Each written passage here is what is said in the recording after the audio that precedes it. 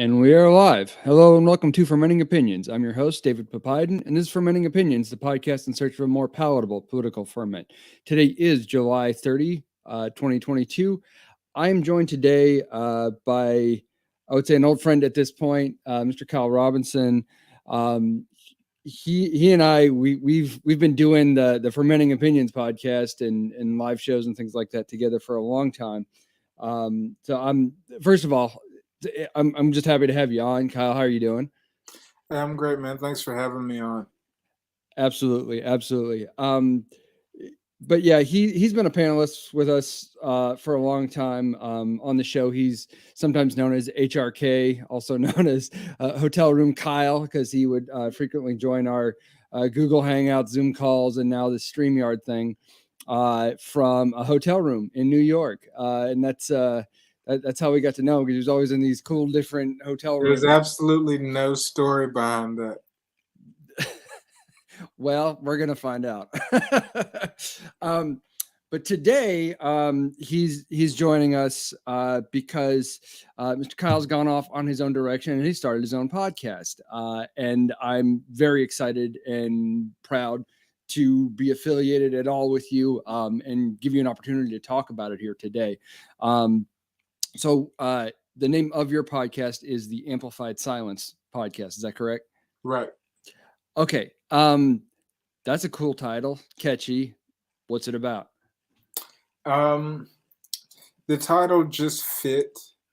It gave way to the idea of really making a point about excessive incarceration of rehabilitated individuals, and then letting the people who are incarcerated amplify that point using their own voices. So that was the general concept behind it. Thanks. Sure. So yeah, I think this conversation between us started when you started sending me clips of telephone conversations that you had recorded with inmates. I guess you get to call, there's a certain time limit or what have you. And it would be some individuals talking about sort of their life experience and philosophy and things like that. And these are, I don't know if it's true for all of them, but I think the couple that I listened to were for people who were serving a life sentence in prison. And for a lot of people who haven't had a lot of interaction with the prison system, a lot of people who don't really have never seen that side of the world, essentially, and don't know that experience or anything, what it's like, there is a good deal of culture shock just listening to how different someone's life is. And it's weird and it's off-putting in a way because, well, this is someone serving a life sentence. They're a bad person, right? They've done something wrong. They're evil. They deserve it. So on and so forth. You go through all these sort of societally enculturated, I don't know, emotions or ideas about, who and what it is that you're listening to. But the guy was fascinating. I'm doing a disservice here because I didn't have the names written down of all the people. No, I remember it was Dwight Henley and Carlton Banks. I remember those two Carlton Banks, very specifically because that's who it was. They impressed me so much, and I couldn't put my finger on what it was, but I was overwhelmingly impressed with them. And I was like, I want to get this to everybody who has a platform. At the time, I didn't have one. But those are what inspired me. So yeah, I remember those two. Yeah, for sure. And like I said, it impressed me deeply too. I didn't have any. You sent this to me. There was like no context because sometimes that's how you roll. And I'm like, oh, okay, what is this? What am I listening to? But as I got into it, I was like, holy crap, this guy, his life is fascinating. And there is an ongoing theme. Now you've started your podcast. It's conversations like this, and it's I guess YouTube videos and stuff like that you've been doing with individuals. I think I listened to one earlier today. It was someone who's worked as a corrections officer, but you've done episodes in the past where it's involving people who have been in solitary confinement and not, for some short period of time. It's not like on the TV shows about prison where you act up and you get thrown in the shoe for, a day, a week, whatever. These are people who lived in. solitary confinement for years at a time, and talking about those experiences and the things that happen, the things that go unreported, because there is no method, there's no mechanism of accountability in these situations. And I think most people have no idea that this is occurring. So just taking it all in is mind blowing. And to me, the fact that you're I don't want to use the word exposing, but that you're bringing these things to a more public platform, I think is not only phenomenally fascinating, but I think it's also very important, because it indicates the extreme need for reforms. And for that reason, when this came to me, I was like, I absolutely want to promote you, which is essentially what we're doing now. But I wanted, before I guess we get more into that in your interviews and your lineup and things like that, there's going to be a question that's going to come up almost immediately. And it's one I've heard you answer it yourself, so hopefully you'll be able to give some kind of recitation of that. So these people, say someone who's serving an extended sentence or life, why do they deserve a second chance? Like, what is it about them? If they're guilty of a crime, isn't this just justice? So, and again, I'm playing devil's advocate a little bit here, but what would you say to that, to somebody who thinks that way? Who cares what these people think or do or whatever? It's lock them up and throw away the key, right? Well, I do hear shades of that a lot, different versions of that. And I totally get it. I think it's a short-sighted way of approaching our societal development and just human conditioning anyway. As we have a justice system or a penal system that is supposed to incorporate rehabilitation in its practice. But to answer the question, generally, I don't think everyone deserves to get out, realistically. I don't think most people deserve anything. I thought it's to skip the semantics. It's hard to say that anyone in prison who's found guilty of something deserves, anything other than their sentence.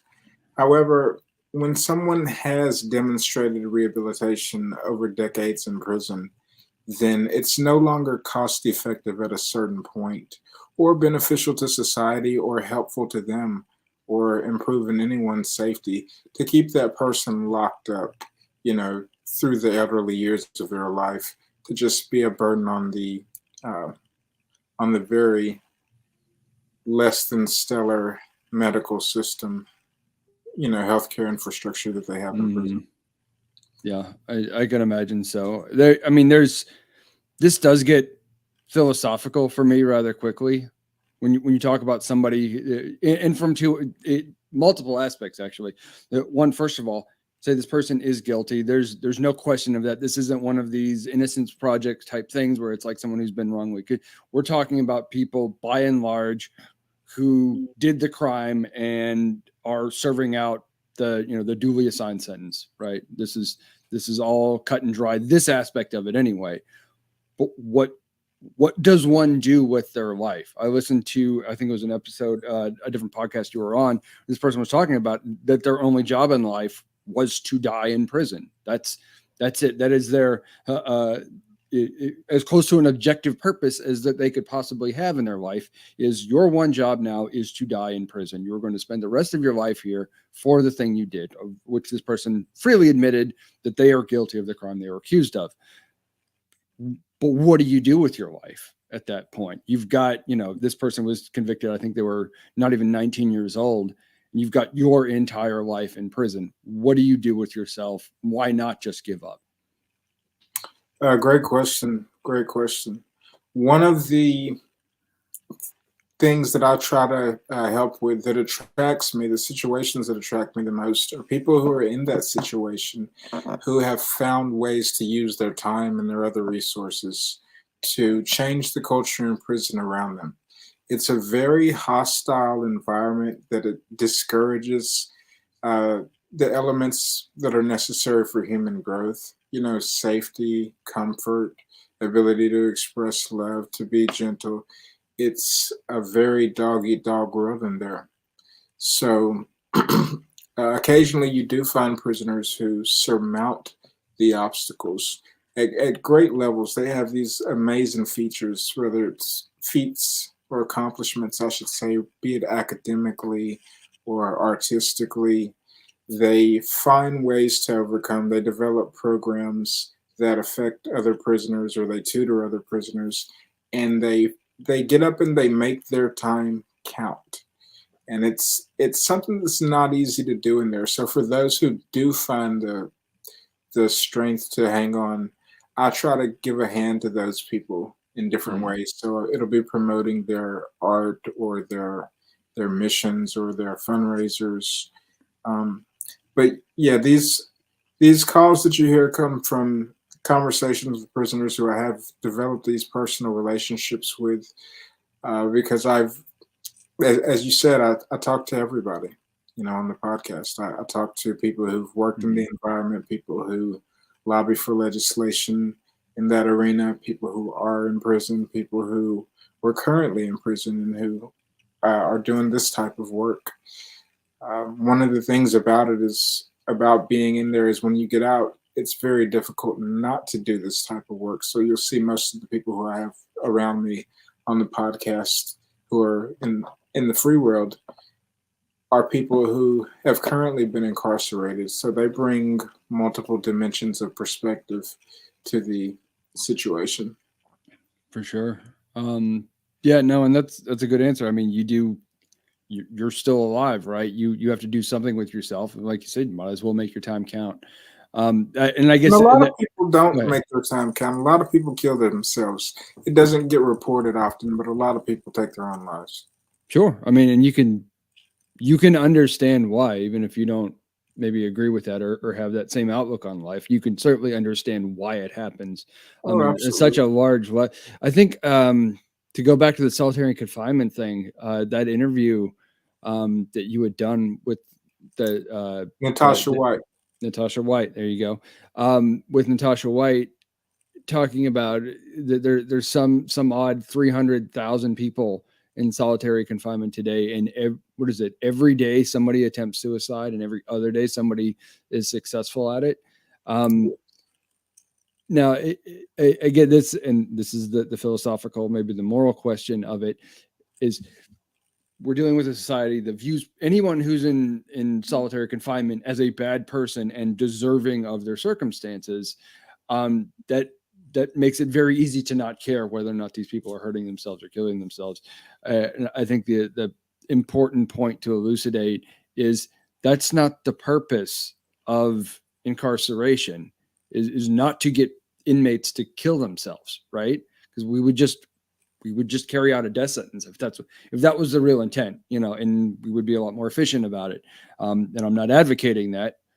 I'm just pointing out that this machine is not functioning as it was intended or envisioned.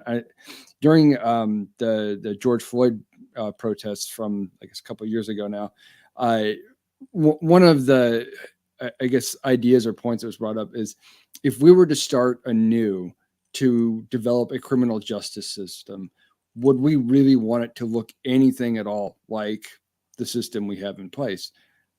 I don't think anybody would really say, yeah, like that. We're doing a good job. But I think the hard part and the hard work is to develop enough, empathy and sense of perspective on what it is that we're talking about, because we are so culturally in love with vengeance, which I think is what the prison system is really all about. It's taking revenge on somebody for whatever it is they did, and achieving that sense of emotional satisfaction from it. That's my own take on it, and it just doesn't serve. It's not. This is not a productive emotion, right? It makes us feel better in the short term, but it creates long term systemic issues that we're still perpetuating today. Um, yeah, but I guess that's Agreed. And it's obviously disproportionate in its application. I think we can all agree, even in our most cynical of moods, that we want the good guys out, we want bad guys in. Hmm. We, said just put it in the elementary phrase. We want the good guys out. We want the bad guys in. And right now, sentencing is not calibrated to do that at all. So you have dangerous people who get out every day. 90% of people in prison are going to be released.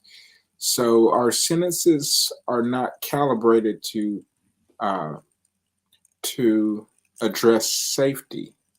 Like you said, they're calibrated to impose uh, punishment. Yep. So you'll have people that have become gentle natured, may have went in prison, and actually have been the what we hope happens in prison situations. We hope that people go there, serve their time, and are transformed.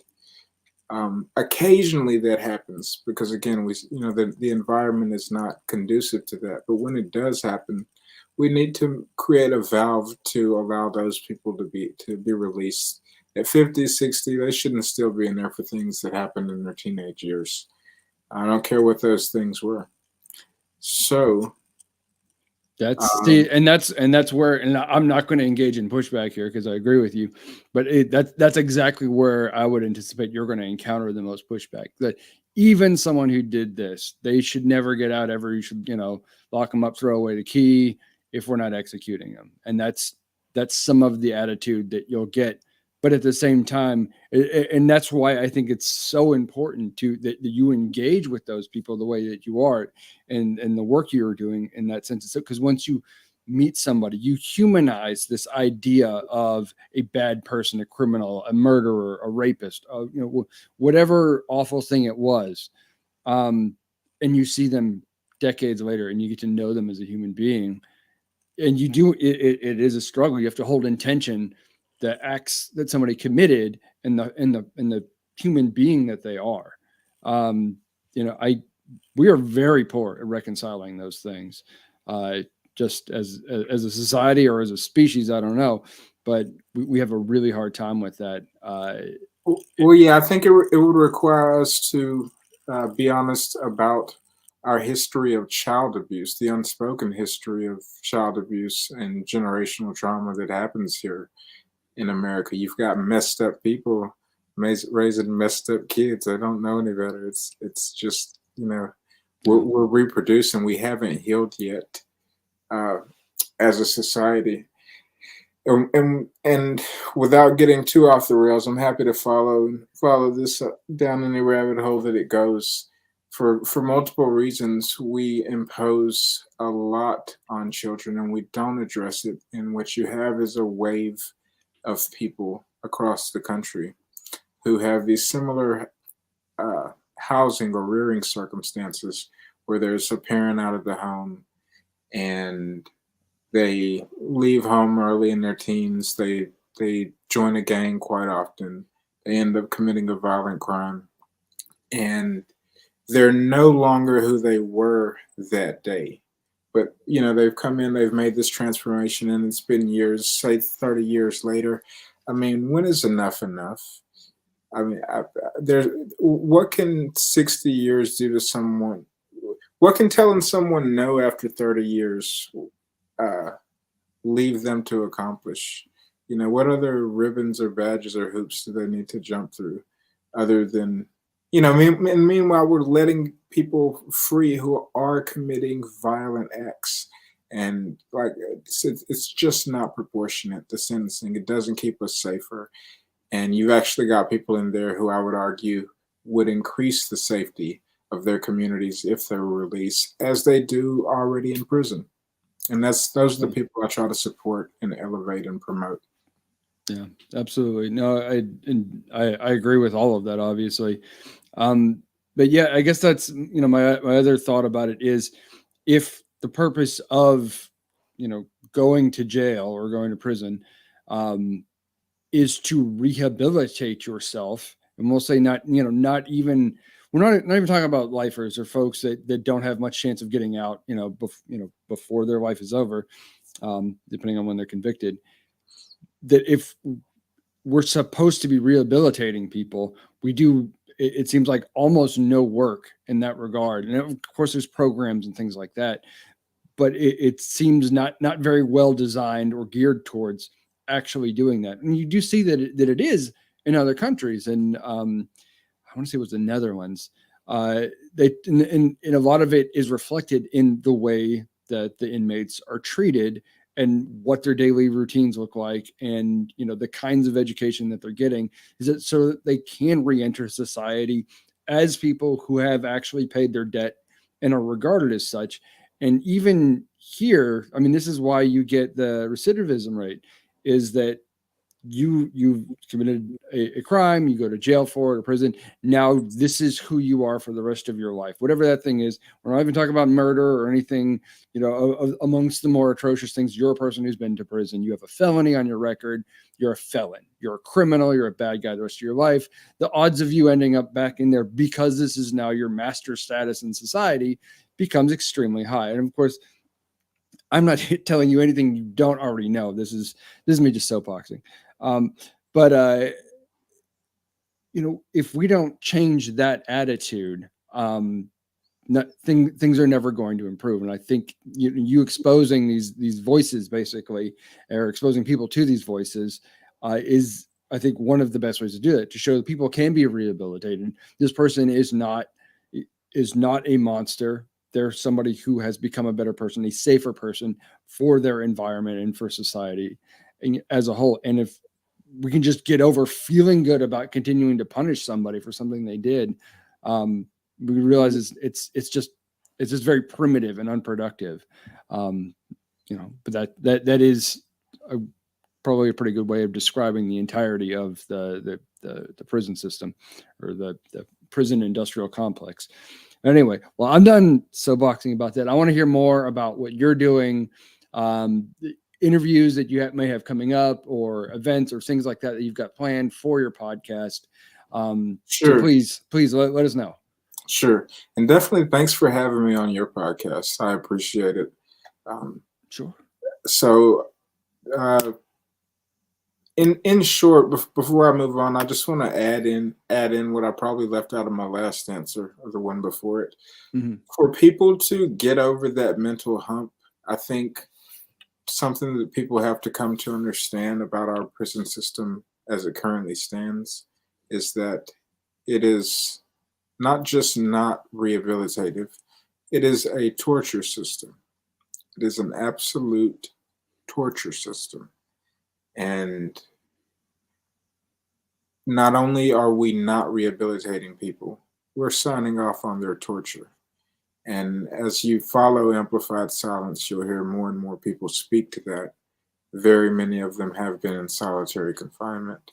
So, I'm really happy to be here telling about this this platform, because it needs exposure. I think people will care once they find out what's really going on.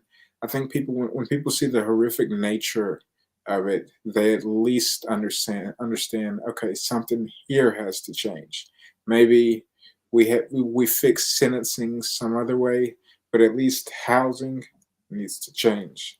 At least food in prison needs to change. So hopefully raising awareness will do that. And I do that with the platform Amplified Silence. You can go to it at amplifiedsilence.org, and you can contribute on there as well. There's a GoFundMe, and there's bios pages on there for a few different prisoners on the website. When you go to the homepage, you click Susan Brown or click Jamie Mead or Carlton Banks, you'll get to know a little more of those stories in depth. I have a lot more prisoners who are going to be featured on there.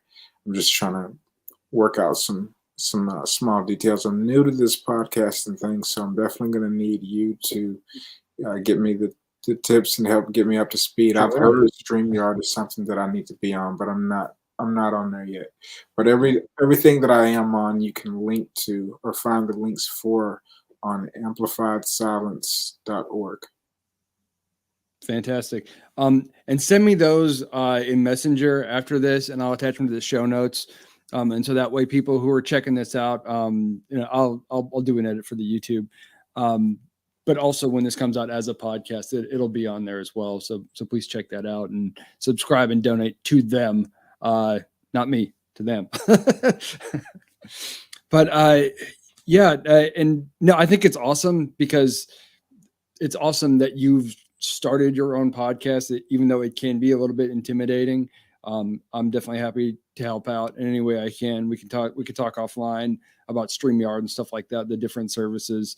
I'm not going to bog down the live conversation with Tech Talk. But I do know, based on our conversations, that you have, like Carlton Banks, you have a multitude of these conversations that are basically just loaded up and ready to go. And it's a lot of content. And for anyone watching or listening to this, agree or disagree, but listen to these people, listen to their stories. You'll find that it challenges you in ways that you did not expect. And I think, to me, that is the real value. Wherever you end up on the issue of redemption, which is what I titled this one. Do people deserve redemption? I think, Kyle, you and I might agree that not everybody has earned that, and really maybe nobody deserves it, so to speak. But is it the better thing to do for society? And did you have any closing thoughts or comments that? Oh no, I thought you were teeing up a question there. That was a great question.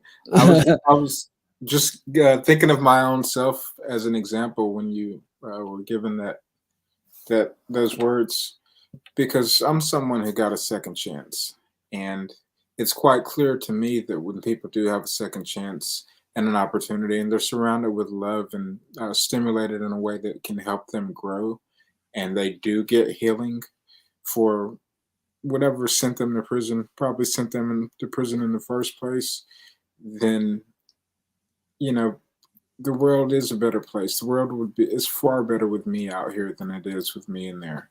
And I just want to give a highlight to the other people who are in the same boat, but just have longer sentences than I had. For sure.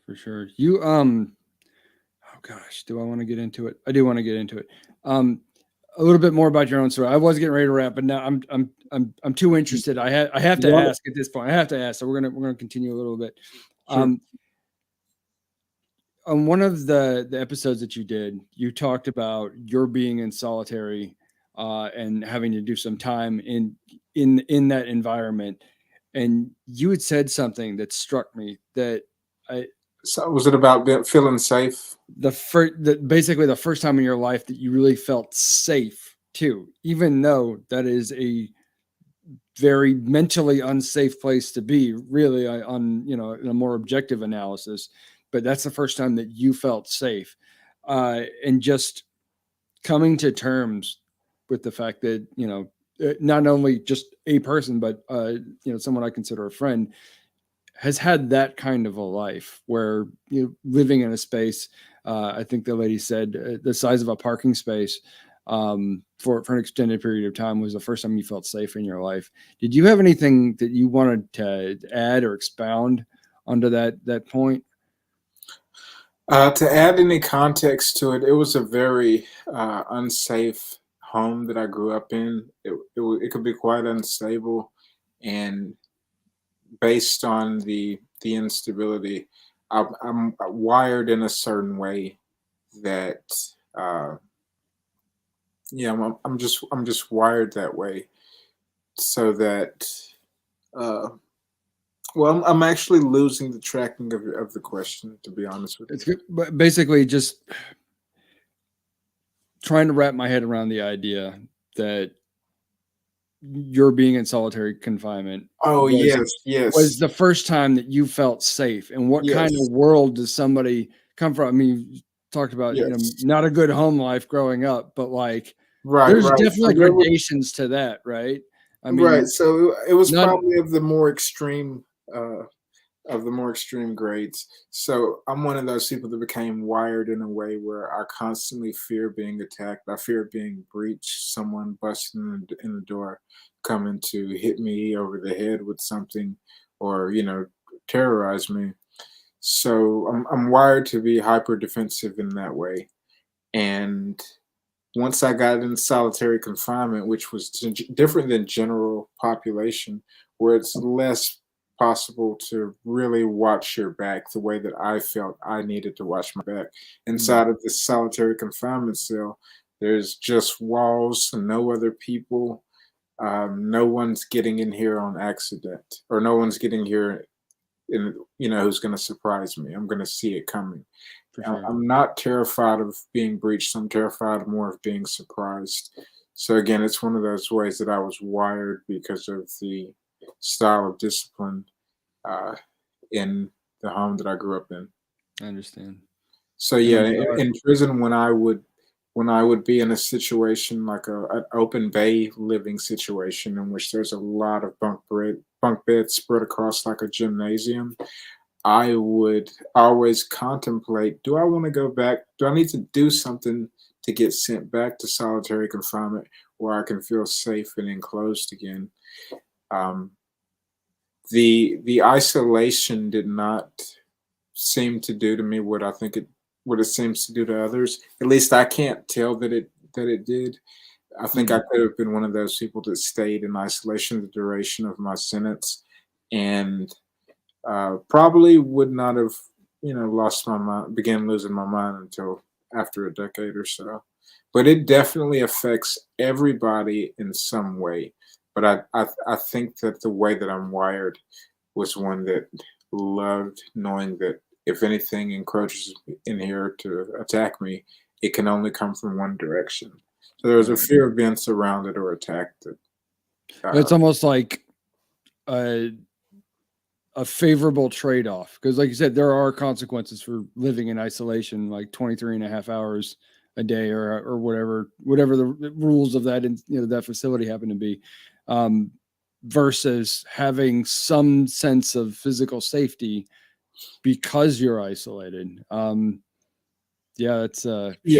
It speaks to the reality that people are bringing trauma and baggage with them to the prison situation oftentimes.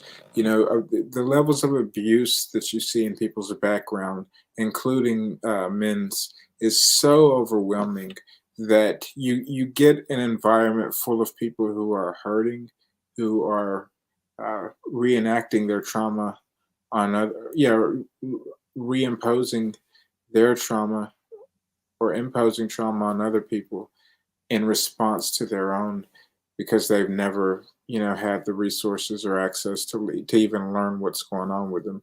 So it's a combustible environment, and there's no one there to really manage that, and the guards are already there with the very us versus them, we're going to teach them a lesson type of attitude. It's very archaic and unfortunate to hear about, especially when the prisoners who I talk to, as you'll hear in some of the podcasts, are harassed by the staff and the officers for speaking out and collaborating with platforms like mine or yours. Yeah, and one that's awful that intimidation still continues. But yeah, even at the same time, and that I think you brought it up in your last conversation with your last guest, who worked as a corrections officer, about the tribalistic mentality of us versus them, and not necessarily just doing what is stated by policy, but we're going to do this our way. We're going to follow whoever our leader is over here, and sort of their attitude and approach, and the fact that a lot of those COs continue to pass judgment on people who've already had judgment passed on them. And it's that vindictive feeling, is that I can do bad things to bad people and not feel bad about myself, or have that reflect from a societal standpoint, have that really reflect on my character. And that's an assumption that needs to be challenged. And that's why I'm so glad that those stories are starting to get out. So again, just to give you props one more time, Amplified Silence podcast. Please check that out. Please subscribe, hit the little bell, do all the things when you guys come out. Yeah, I've noticed you've been pretty prolific so far. You've been doing this about a month and a half or so. Yeah. Channel. Yeah, I'm just learning all of this stuff, but there's so much content stored up, like you said, that now it's time to put it out. Pace yourself is all I can say. That because if you really want it, there's more content, especially for something like that, than you will ever be able to produce and accomplish other things with your life. Agreed. Agreed. so I'm finding pace like the hard yourself, way. and you know, more content will always come. Just pace yourself so you don't burn out. A lot of podcasts start up and they don't last very long for that reason, because they try to do too much too fast and they burn themselves out. I try to stay around. I'm not exactly a big podcast or anything like that by any stretch, but I keep at this because I try to pace myself. And if you get tired, you get tired, but you get back to it after a while if you need a break or whatever. But yeah, anyway, that's enough free advice while we're live. I am going to end it here. Sure. Thanks This for is having me fantastic. on, man. Yeah, absolutely. And I want to keep continuing our conversations. I know we haven't done a panel discussion in a while. Want to have you back. Want to bring your perspective because I think it's extremely valuable. Even some of the conversations we had recently when we did that urban academia show we did together a little while. To give them props Yes. too, and appreciate them having us on. But like, Yes. people needed to hear so bad what you had to say on that show because they were talking about something that was to me fairly superficial. Yeah, that guy. I felt a little bit. I didn't know if I stepped the line. I didn't know if you was gonna be upset with me. I didn't know if I stepped over the line as a friend because I wasn't trying. No, I mean, not for me. Play Kevin Samuels. I didn't know we were gonna spend that much time talking about him, or you know. Yeah, but, no. Yeah, it's a superficial topic. Or I don't want to say it's superficial. I'll just say that I have constant reminders of some very, very horrific ongoing situations that matter a lot. Uh, and the men that the women who are watching Kevin Samuels are looking for that they can't find, the fathers to these children that are killing each other on a mass basis, they're in prison. They're in prison, and most of them shouldn't be there. So like it's hard to elevate like the Kevin Samuels part of the discussion to the tragedy that I'm kind of grieving with on a daily basis, barely having escaped it myself. Yeah, no, and I mean, I think that's the point, and it's not to trivialize their conversation or throw stones, but I think that's the problem with people concentrating so much on the noise rather than the signal. And I think what you've got is the signal, and that's what needs to be amplified. With another reference to your show, that's what needs to be amplified. It's extremely vital, even if you feel like you're toiling away in obscurity or whatever. At least for now, I have high hopes that that's going to change. But that said, I am going to end it here. Fantastic. Thanks again, Great having you on. Really appreciate you. Thank you. Thank you so much for your time. Dog's going nuts, so I'm going to go ahead and end the live show. You guys.